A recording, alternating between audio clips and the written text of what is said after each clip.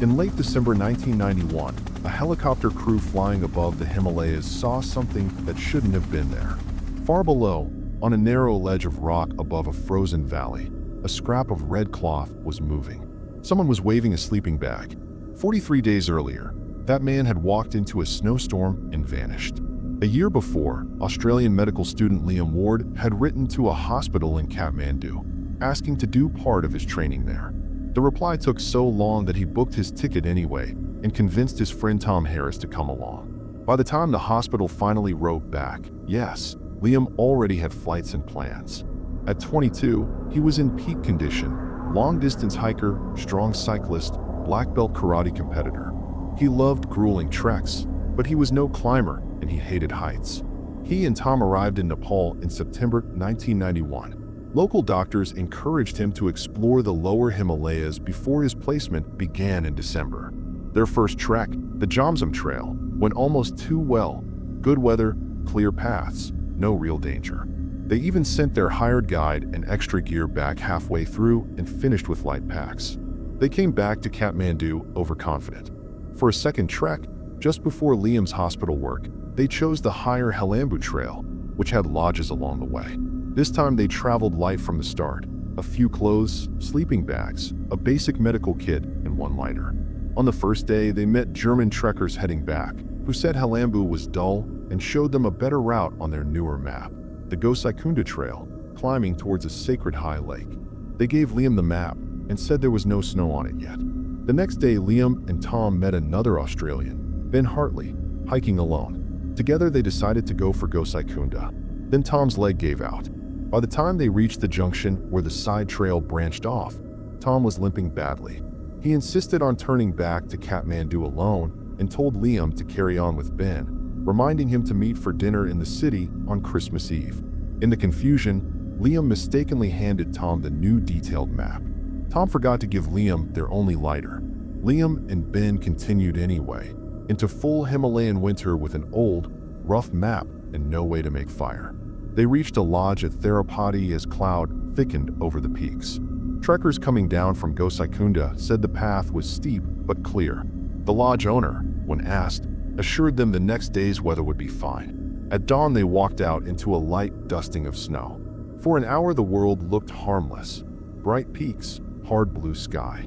Then the wind changed. The temperature crashed. Heavy flakes began to fall. Visibility shrank to a few meters. Within an hour, the trail was buried.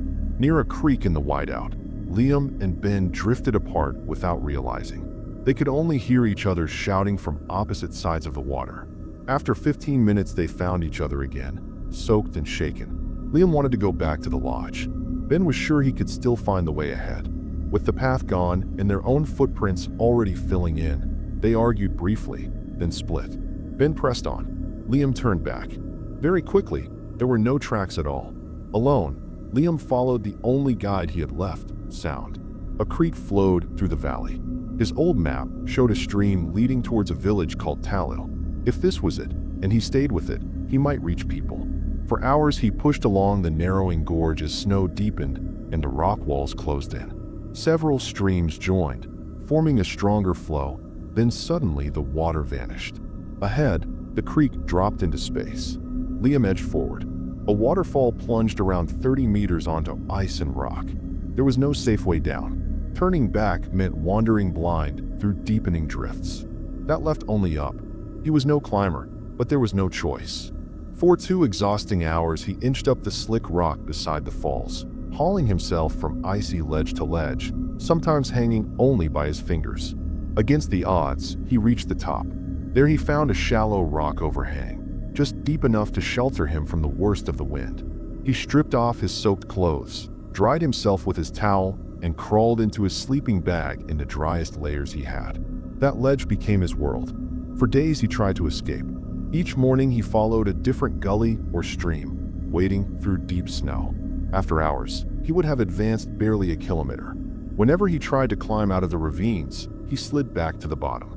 Each evening he returned to the overhang, dried himself, and shivered through the night. He had brought 2 chocolate bars. He ate them early, thinking rescue was coming. After that, he survived only on melted snow. The hunger was brutal for the first 2 weeks, then softened into emptiness. He used karate sequences in his mind to stay sane, replaying every movement in slow detail. His feet went numb and stayed that way. One day, he stabbed one with small scissors from his medical kit. Blood welled out. He felt nothing. The skin was bluish and dead-looking. Even if he lived, he knew he might lose them. Once, he woke to awful animal screams and saw a Himalayan black bear across the slope tearing at something in the snow. For one wild moment, he shouted at it, wanting a quick end. The bear stared, then bolted away.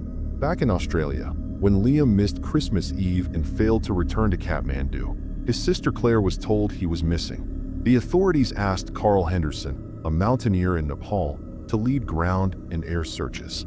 Teams went into the mountains again and again, turned back by weather and terrain. With no good leads left, Claire followed a local woman's advice and visited a Buddhist lama in Kathmandu. She spread a map on the floor and explained where people thought her brother had vanished. The lama closed his eyes briefly, murmured a prayer, then put his finger on a blank patch of white between three small names: Fidi, Gopt, and Talu. "He is here," the lama said. "You will see him again." It sounded impossible. Still, Henderson diverted a helicopter to sweep that triangle of ground. Around the 30th day of his ordeal, Liam heard a faint chopping sound above the wind and dragged himself from his shelter. A helicopter skimmed far down the valley. He tore off his trousers to expose bright red thermals, waved his sleeping bag until his arms shook, and watched the machine circle once, then slide away and vanish. The silence that followed almost broke him. He thought seriously about ending his life, then imagined how that would haunt his family. He decided to endure whatever was left. On the 42nd day, the sound returned. This time the helicopter flew much closer, circling again and again above his ledge. Liam waved until he collapsed. Before it left, it hovered directly over his position. At base, Claire was sitting by the radio when the message came through. "We have found Liam Ward. He is alive." A small team, led by Henderson, was dropped on the nearest safe ridge and began to climb on foot. Under the rock, Liam listened to the wind when he heard something new, muffled human voices. Certain it was hallucination, he lay still, then, on impulse, whistled, sharp through his teeth. For a moment there was only wind. Then, faint but real, someone whistled back. He forced himself upright. Outside, two figures appeared on the slope, then dropped to their knees and peered under his ledge. One called, "Are you Liam Ward from Australia?" He nodded. They scrambled in, laughing and crying, hugging him like family. Later, one told him, "No one survives up here more than 10 days. You 43. The next morning, the helicopter lifted him off the mountain. When rescuers marked his exact location on the map, the tiny X sat almost exactly in the center of the triangle the lama had touched, where he had quietly said the lost man in the Himalayas would be.